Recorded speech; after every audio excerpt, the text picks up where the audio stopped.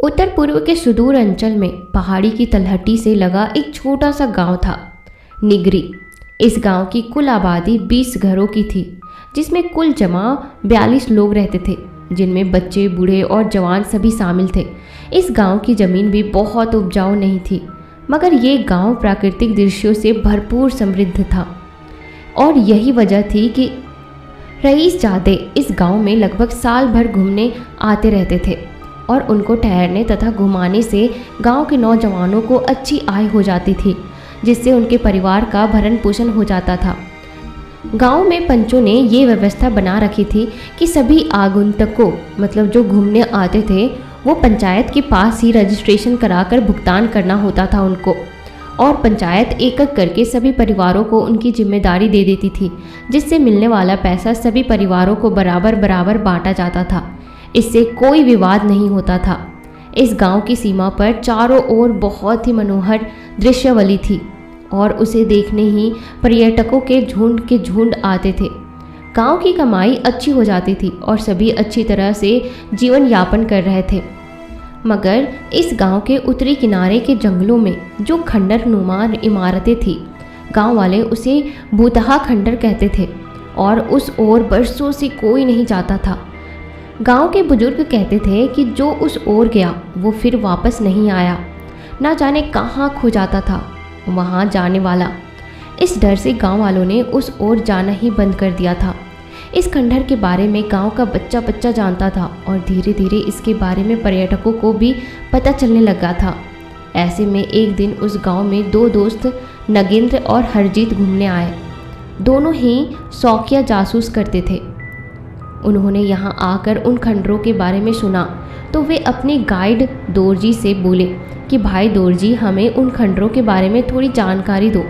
दोरजी थोड़ा चौंका, फिर बोला, साहब आप लोग उन खंडरों की चर्चा मत करो, वरना गांव वाले आपको गांव में रहने नहीं देंगे। ये सुनकर उन दोनों की उत्सुकता और बढ़ गई। उन्होंने फुसफुसाया कि दोरजी ऐसा क्यों कह रहे? अरे भाई, हम दोनों तो किसी से बताने से रही बात तुम्हारी, तो तुम हमें बस वो जगह दूर से दिखा देना, तुम्हारी जिम्मेदारी खत्म, आगे हम लोग देख लेंगे। ये सुनकर दोरजी बोला, नहीं साहब, इस गांव में आया हर एक पर्यटक हमारे लिए भगवान के तुल्य होता है और आप लोगों को उन खंडरों तक पहुंचाने का पाप मैं नहीं कर सकता हूं। इस पर वे, अरे भाई दोरजी, तुम क्यों चिंता करते हो? हम तो खुद से उस जगह पे जाना चाहते हैं। अच्छा ये बताओ, क्या तुम्हारे मन में कोई कौतूहल नहीं होता कि उन खंडरों के बारे में कुछ जाने? क्या तुम कभी नहीं सोचते हो कि आखिर ऐसा क्या है उन खंडरों में कि जो भी उनके पास जाता है फिर वापस नहीं लौटता? उनकी बातों से दोरजी भी सोच में पड़ गया। उसने सोचा कि सही बात है कि आज तक कम से कम उसकी पीढ़ी के किसी नौजवान ने तो उन खंडरों की ओर जाकर नहीं देखा कि सच्चाई क्या है। सिर्फ बुजुर्गों के रोकने से ही सब चुपचाप बैठ गए हैं। दोरजी एक साहसी युवक था, उसके मन में भी एडवेंचर करने की इच्छाएं थी। आज नगेंद्र और हरजीत ने जैसे उसे एक नई दिशा दे दी। बस उसने मन ही मन विचार किया और बोला, चलिए भाई साहब, हम लोग उस ओर चलेंगे, मगर हमें सावधानी से जाना होगा और हम एक दिन में ही पूरी तरह से उस ओर नहीं जाएंगे, बल्कि 1-2 दिन आसपास घूमने के बाद चलेंगे, जिससे किसी को ये कहने का मौका ना मिले कि हम खंडरों में जा रहे हैं। यदि यह बात गांव वालों को पता लग गई कि हम उधर को जाने वाले हैं तो आप लोगों का तो ठीक है, पर मेरा और मेरे परिवार का इस गांव में रहना मुश्किल हो जाएगा। दोरजी की बात सुनकर नगेंद्र बोला, देखो दोरजी, हम तुम्हें लिखित में दे देंगे कि तुम्हारे मना करने के बावजूद हम दोनों ने तुम्हें मजबूर किया कि तुम हमें उन खंडरों के पास पहुंचा दो। इसमें तुम्हारी कोई गलती नहीं है। हम अपनी जिम्मेदारी पर और अपनी जिद से उन खंडरों की ओर गए हैं और हमें कुछ हो जाने पर तुम्हारी अथवा गांव वालों की कोई गलती या लापरवाही अथवा जिम्मेदारी नहीं होगी। इन बातों से दोरजी का मन भी थोड़ा सा हिम्मत में बंध गया।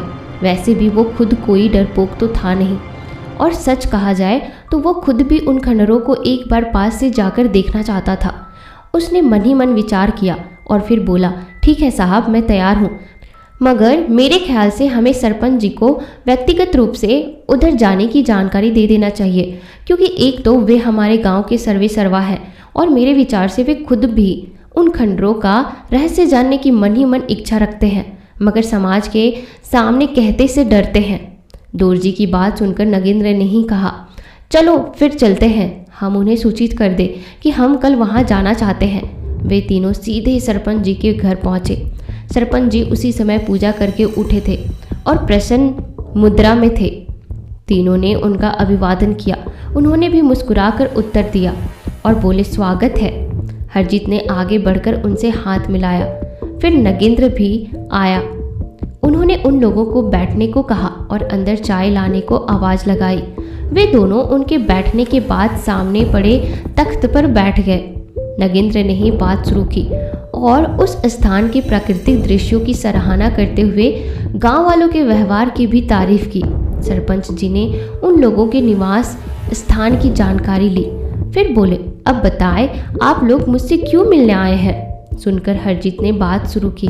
वो बोला, सरपंच जी, यहाँ के प्राकृतिक दृश्य तो सचमुच कमाल के हैं, मगर हम दोनों थोड़ा खोजी प्रवृत्ति के हैं और यहाँ आकर जंगल के उन खंडरों के बारे में सुनकर हम एक बार वहाँ जाने की इच्छा रखते हैं। हमने ये बात दोरजी को कहा तो उसने मना कर दिया। तब हमने सोचा कि आपसे अनुमति लेकर वहाँ जाएंगे। अब नगेंद्र बोला, महोदय, हमने उस जगह के बारे में सब सुन लिया है। इसके बावजूद हम वहाँ जाना चाहते हैं, इसलिए वहाँ जाने से पहले हम आपको लिखित में दे जाएंगे कि हम अपनी जिद और मर्जी से वहाँ जा रहे हैं और इसके जो भी परिणाम होंगे उसके लिए सिर्फ और सिर्फ हम जिम्मेवार होंगे। इसकी गांव वालों पर कोई जिम्मेदारी नहीं होगी। सुनकर सरपंच जी सोच में डूब गए। दोनों दोस्त उनसे लगातार विनती करते रहे। आखिरकार उन्होंने कुछ सोचकर उन्हें वहाँ जाने की अनुमति दे दी। साथ ही कहा कि देखो बेटे, आप लोग मेरे बेटे की उम्र के हो, इस लिहाज से मैं सिर्फ एक बात कहूँगा कि आप अपने साथ एक एक भगवान की छोटी तस्वीर जेब में जरूर रख लेना और हो सके तो खुशबूदार अगरबत्ती भी रख लेना। बाकी भगवान तुम्हारी सहायता करे। सरपंच जी की अनुमति लेकर वे तीनों चले आए। आकर उन्होंने उस दिन आसपास घूमने के बाद जल्दी लौटकर अगले दिन खंडरों की ओर निकलने की तैयारी कर ली। लौटते वक्त वे तीनों के लिए एक एक छोटी भगवान जी की तस्वीर और खुशबूदार अगरबत्ती तथा लाइटर भी ले आए। साथ ही उन्होंने तीनों के लिए तेज रोशनी वाले पॉकेट टॉर्च और कुछ मोमबत्तियां भी खरीद ली। सब तैयारी करके वे डेरे पर लौटे और अगले दिन सुबह जल्दी निकलने का तय करके उन्होंने दोरजी को विदा किया। अगले दिन सुबह वे लोग जल्दी ही निकल पड़े। दोरजी नाश्ता और लंच सब पैक करवा के ले आया था। पानी का बोतल, एक पूरा क्रेट भी साथ ले लिया था। वे लोग निकल पड़े। हालांकि उन्हें शाम तक लौट आने की उम्मीद थी, मगर फिर भी हरजीत ने कहा, हमें कुछ ड्राई फ्रूट्स और चिप्स वगैरह भी रख लेना चाहिए, हो सकता है रात देर हो जाए लौटने में। सब सामान लेकर वे तैयार हुए और निकल पड़े।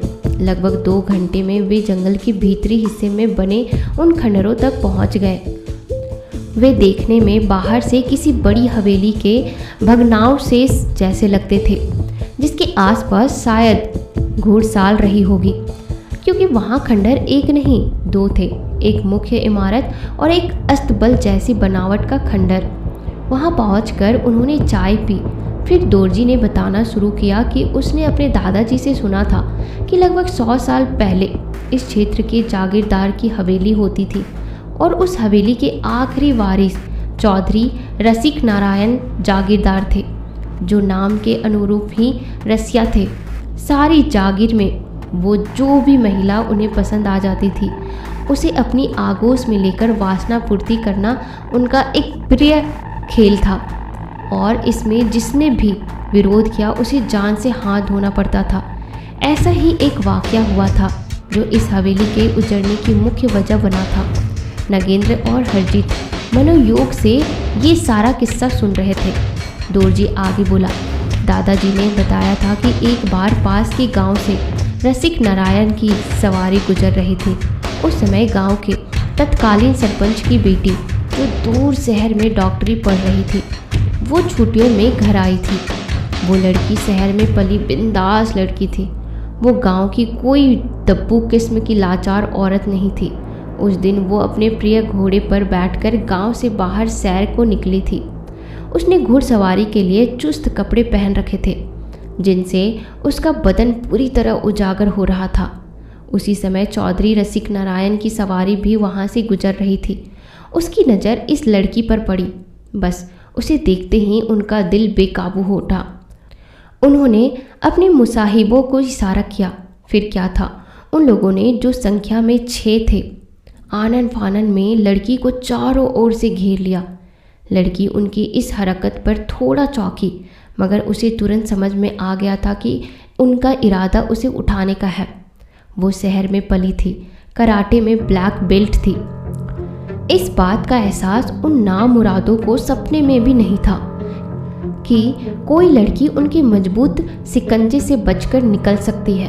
अब तक उन्होंने सिर्फ गांव की लाजवंती लड़कियों और औरतों को ही उठाया था, जो बेचारी परिवार की इज्जत बचाने की खातिर चौधरी के अत्याचार मुंह बंद करके सह लेती थी। मगर आज उनका पाला एक शेरनी से पड़ा था।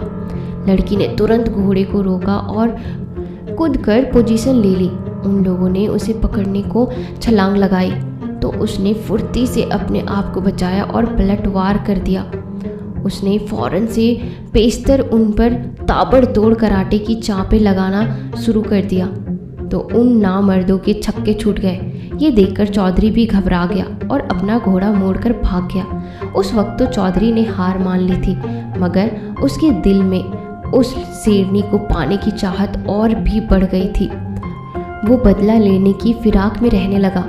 चौधरी ने आगे उस लड़की को हासिल करने के लिए कौन सी चाल चली होगी, और फिर कैसे उसके परिवार का सर्वनाश हुआ, हवेली क्यों खंडर में तब्दील हो गई। ये सब जानने के लिए इस कहानी को पूरा जरूर सुनिएगा। दोरजी ने आगे बताया कि लड़की के वारों से उन मुसाहिबों के छक्के छूट गए। वे जान बचाने इधर उधर भागकर अपने घोड़ों को ढूंढने लगे, मगर शायद घोड़े भी हंगामे की आशंका भागकर पहले से रफ्फू चक्कर हो चुके थे। लड़की ने मार मारकर उन छहों का भुर्ता बना दिया। सबकी हाथ और पैर की हड्डियां टूट चुकी थी। वे उठने बैठने से लाचार होकर जमीन में घिसटा रहे थे। रसिक नारायण तो पहले ही मैदान छोड़ गए थे। उन्होंने हवेली में लौटकर राहत की सांस ली और फिर लगभग 2 घंटे प्रतीक्षा करने के बावजूद जब उनके मुसाहिब लौट कर नहीं आए तो उन्होंने अपने लठैतों को उन्हें ढूंढने भेजा। थोड़ी देर में लठैत उन छहों को लाद कर ले आए। उनकी हालत देखकर रसिक नारायण ने झुरझुरी सी ली और उनके इलाज का इंतजाम करवाया। रसिक नारायण उस दिन की घटना भूले नहीं थे, मगर वे सतर्क थे और अपने मन की बात मन में ही छुपाए हुए थे। इस बात को लगभग 15 दिन गुजर गए, मगर इस बीच रसिक नारायण खुफिया तरीके से उस लड़की की एक एक हरकत पर नज़र रखे हुए थे। उन्हें पता चल गया था कि लड़की बहुत साहसी है, मगर सिर्फ दिलचट्टे से बहुत बुरी तरह घबराती है। बस रसिक नारायण को जैसे कारू का खजाना मिल गया हो। उन्होंने ये भी पता लगा लिया था कि लड़की भोर होते ही जॉगिंग के लिए अपने घर से निकलकर लगभग 2 किलोमीटर दूर खुले मैदान में आती है और वहाँ एकांत में अपनी कसरतें करती है। रसिक नारायण के शैतानी दिमाग ने अपनी योजना बना ली। उसने अपने 2 विश्वत लठैतों के साथ एक बांदी को लिया और सुबह मुंह अंधेरे उस मैदान के एक घने पेड़ों के झुरपुट में जाकर छुप गए। उसने अपनी बांदी को एक पॉलीथीन में पकड़कर रखे, लगभग 30-40 तिलचट्टे दिए और समझा दिया कि उसे सिर्फ उन तिलचट्टों को उस लड़की के ऊपर उछाल देना है और भाग जाना है। भोर अंधेरे ही वो लड़की आ गई और उसने अपने घोड़े को एक पेड़ से बांधकर अपनी कसरत की तैयारी शुरू कर दी। इसी समय उसके इशारे पर ठाकुर की बांदी ने उसके नज़दीक आकर तिलचट्टे का पैकेट उस पर उछाल दिया। फलस्वरूप सारे तिलचट्टे एक साथ बिलबिलाकर निकल पड़े और उसके जिस्म पर फैल गए।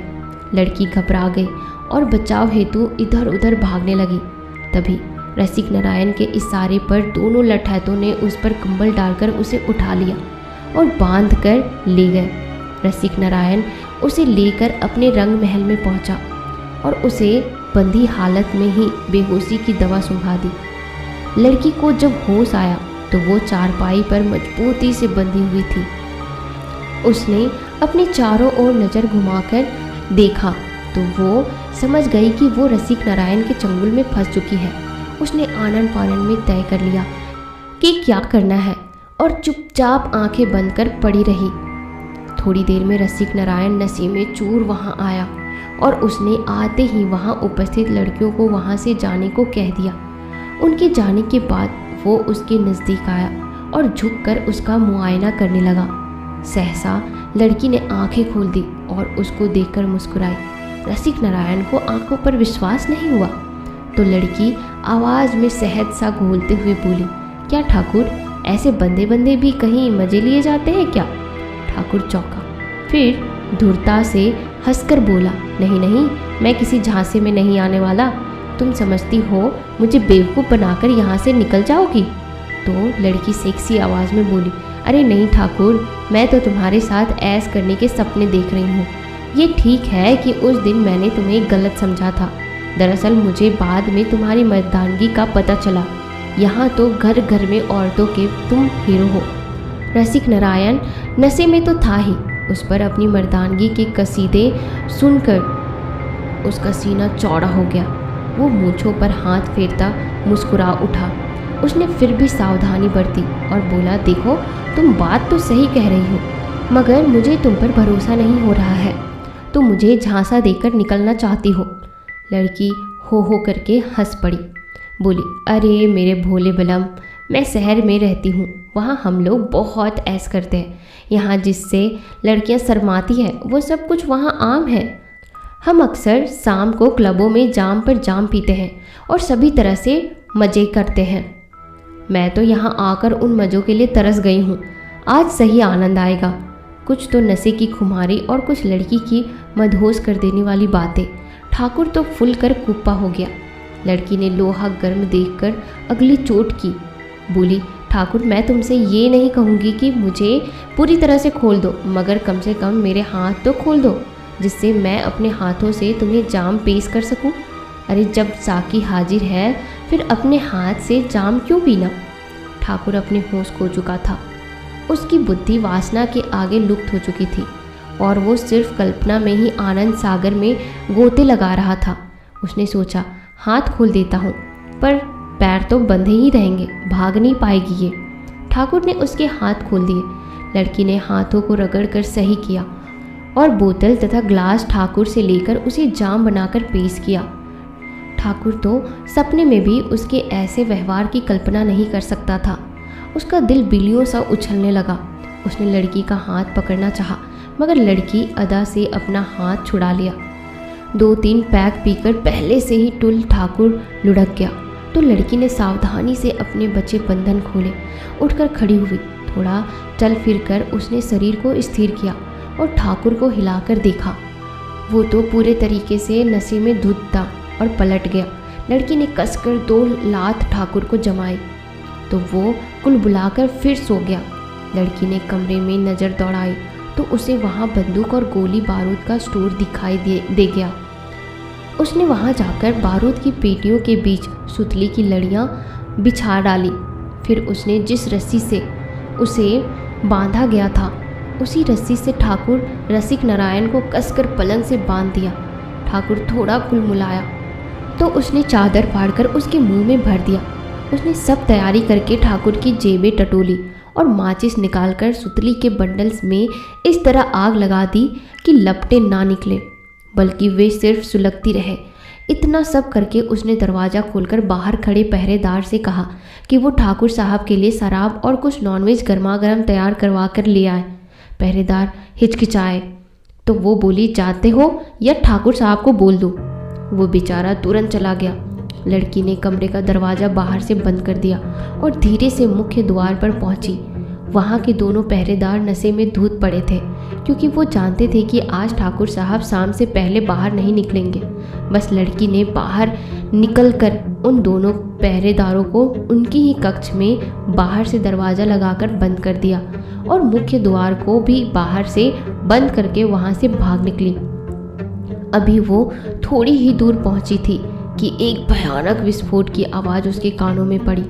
तो फिर वो थोड़े थोड़े अंतराल में वहाँ से विस्फोटों की आवाज़ आती रही। लड़की की आंखों में सुकून उतर आया।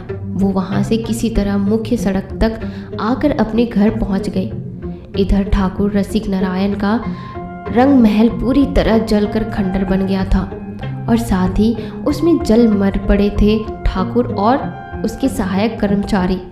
तब से वो खंडर ऐसे ही खड़े हैं, मगर गांव वालों ने उन खंडरों में ठाकुर रसिक नारायण और उन कर्मचारियों की आत्मा का आभास कई बार पाया है।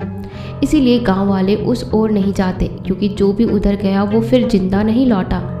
आज हम लोग यहाँ जरूर आए हैं, मगर हमें सावधान रहना होगा और अपने पास रखी भगवान जी की तस्वीर को गले में लटका कर रखना होगा।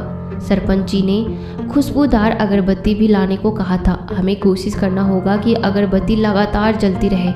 अब हम ये तैयारियां करके उन खंडरों की ओर चलते हैं।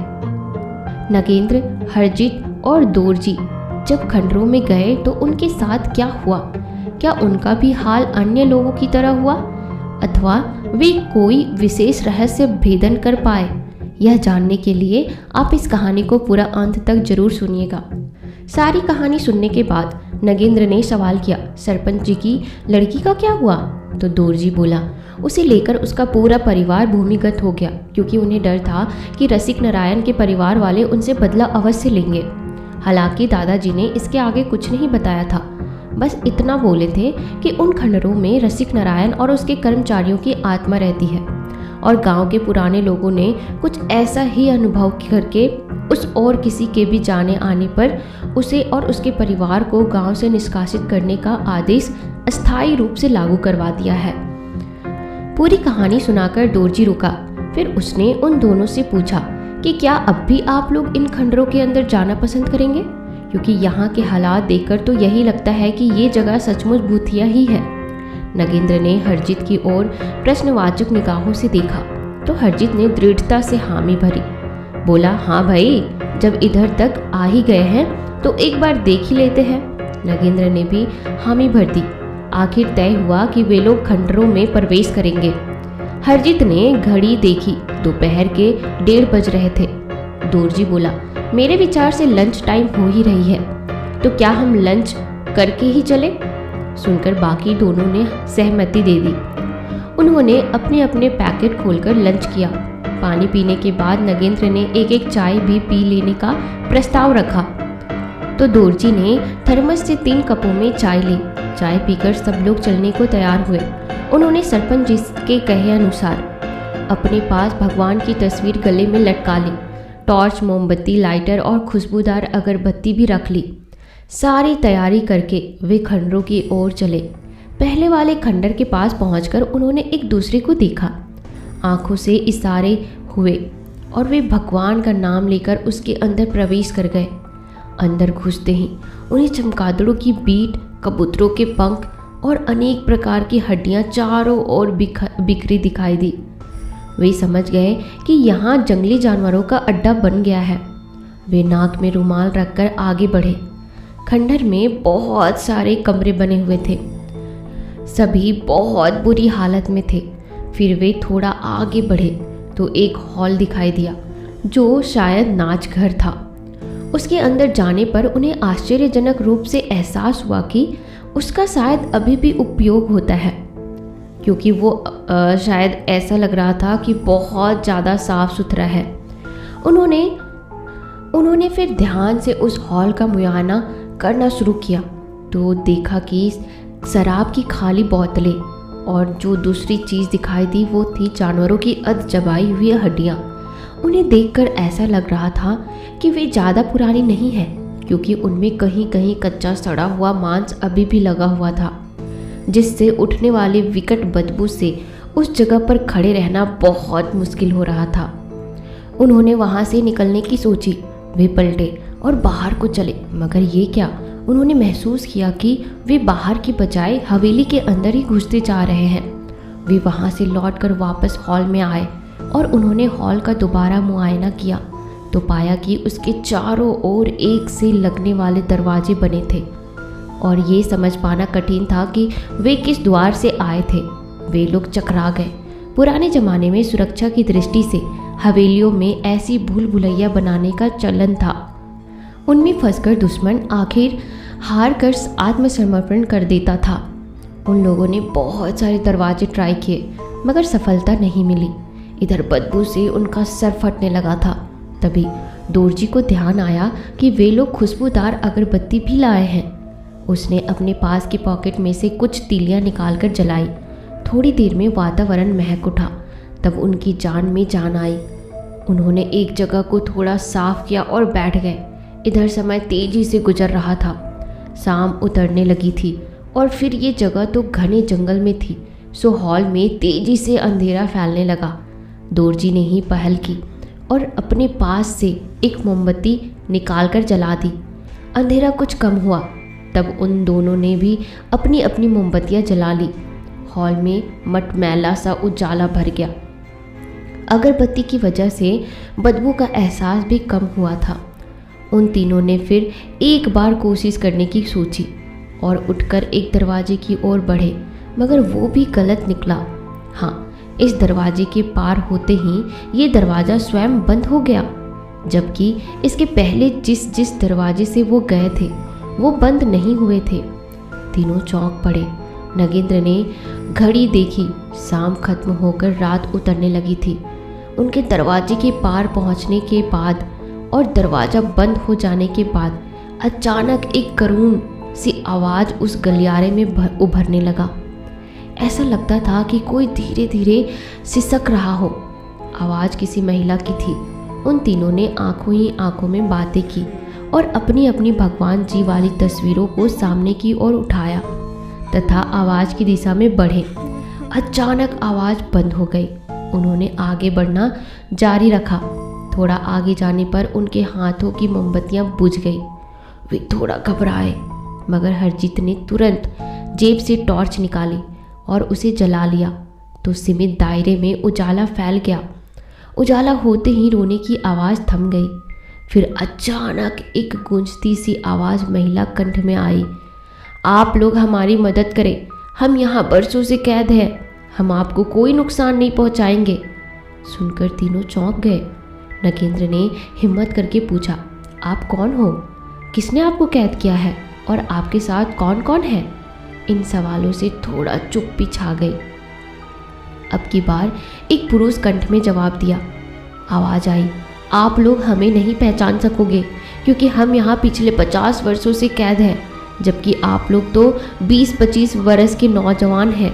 मैं उन दिनों से इस गिरवी गांव का सरपंच होता था और ये हवेली ठाकुर रसिक नारायण की थी। उसकी नीयत मेरी बेटी पर खराब हो गई थी और उसने धोखे से उसे उठा लिया था। उसके बाद उन्होंने वही कहानी दोहराई जो दोरजी ने सुनाई थी। इन तीनों ने आगे पूछा, आप लोग यहाँ कैसे आ गए और रसिक नारायण ने आप लोगों को कैद कैसे कर लिया, जबकि वो तो इस फोटो में हवेली के साथ ही जलकर मर चुका था। दोस्तों, सरपंच और उनका परिवार रसिक नारायण के चंगुल में कैसे फंसा और हवेली का रहस्य क्या था? इन सभी सवालों का जवाब जानने के लिए इस कहानी को पूरा अंत तक जरूर सुनना। सरपंच जी बताने लगे, उस रोज जब मेरी बेटी दिलेरी दिखाकर खुद को उस जालिम रसिक नारायण के चंगुल से बचाने में सफल हो गई थी और हमने ये मान लिया था कि उन विस्फोटों से लगी आग में वहाँ उपस्थित सारे लोग जलकर मर गए थे, मगर हम गलत थे। रसिक नारायण और उसके 2 खास आदमी खुद को इन गलियारों में छुपाने में सफल हो गए थे। हाँ, वो लोग जले कम झुलसे ज़्यादा थे, जिससे वे लगभग 1 सप्ताह में स्वस्थ हो गए थे। हाँ, रसिक नारायण का चेहरा और एक हाथ जरूर विकलांग हो गए थे, मगर वो जिंदा था। इधर हम लोग निश्चित थे कि वे सब मर गए हैं, अब हम सुरक्षित हैं। फिर भी मैंने अपने परिजनों में यह बात फैला दी थी कि हम लोग किसी अज्ञात जगह चले जाएंगे, जिससे यहाँ की बुरी यादों से हमें छुटकारा मिल सकेगा। हमारी यही बात हमारी दुश्मन बन गई। रसिक नारायण को भी हमारी बातों की खबर मिल गई और एक दिन आधी रात हमारे घर पर उसने धावा बोल दिया। अचानक हुए हमले से हम घबरा गए और हमारी असावधानी हमारी दुश्मन बन गई। उसके लोगों ने हम तीनों को उठा लिया और यहाँ ले आए। रसिक नारायण को जिंदा देखकर हम लोग बुरी तरह से घबरा गए। पहले तो हमें लगा उसका भूत देख रहे हैं, मगर जल्द ही एहसास हो गया कि वो जिंदा है। उसने हम दोनों पति पत्नी को एक साथ बांधकर एक तरफ डाल दिया था और मेरी बेटी की ओर बढ़ा।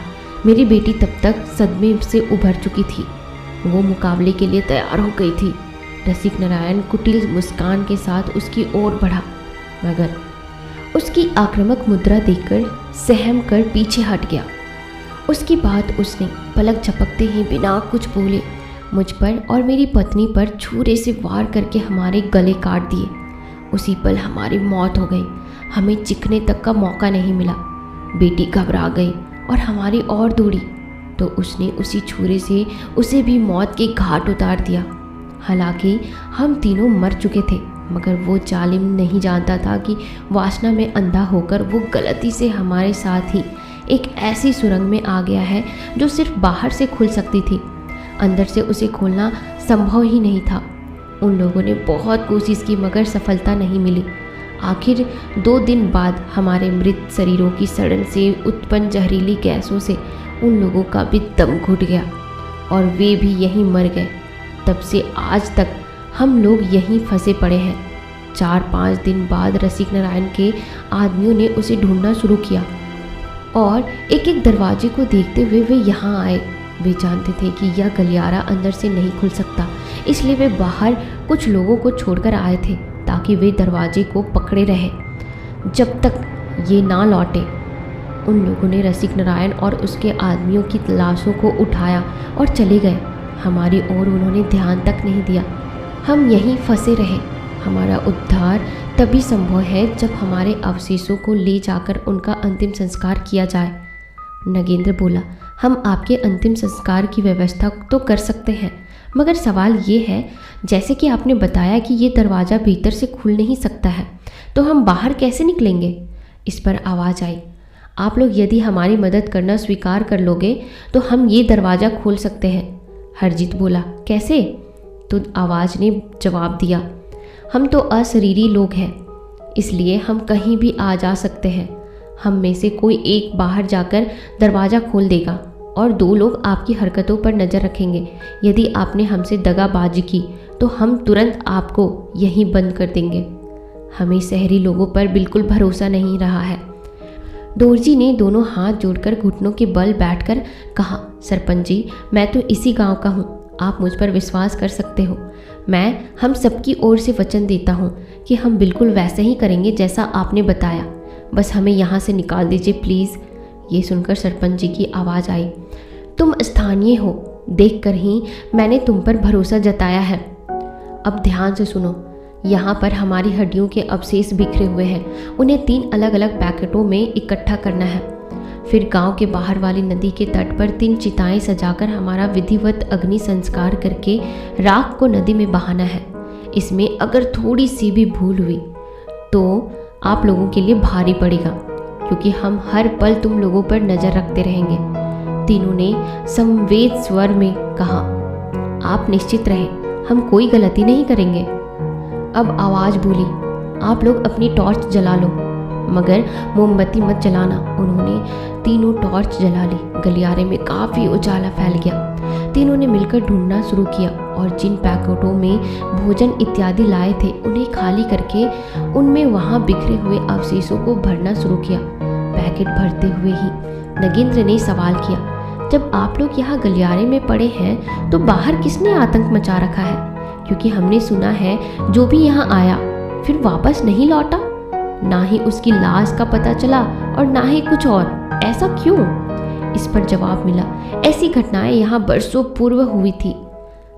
अब तो ऐसा कुछ नहीं है। दरअसल रसिक नारायण ने इस जगह को अपने अवैध कारनामों के लिए बनाया था, जिसमें वो सीमा पार से हथियारों का धंधा करता था। उसके मरने के बाद उसके विश्वस्त 2 सेवकों ने हथियारों के सौदेगारों से मिलकर वही धंधा करना शुरू कर दिया था और वे ही लोग ही यहाँ आने वाले लोग को मारकर दफना देते थे, जिससे उनका पता नहीं चल पाता था। बाद में तो सिर्फ अफवाहें ही रह गई थी। बातें करते हुए तीनों ने सभी अवशेष पैकेट में भर लिए थे। सो उनके बताने पर अशरीरी आवाज़ ने कहा कि वे टॉर्च बुझा दें और इंतजार करें। दरवाज़ा खुल जाएगा। गलियारे में बहुत ही अंधेरा फैला हुआ था। तभी रोशनी की झलक सी दिखाई दी और ताजी हवा का संडाक युक्त झोंका सा अंदर आया। ये लोग समझ गए कि दरवाज़ा खुल गया है।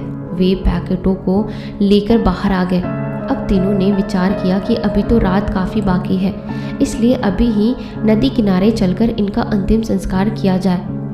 वे तीनों नदी के किनारे बने शमशान में पहुंचे और लकड़ियां लेकर 3 चिताएं सजाकर एक एक पैकेट उनमें रख दिया और आग लगा दी।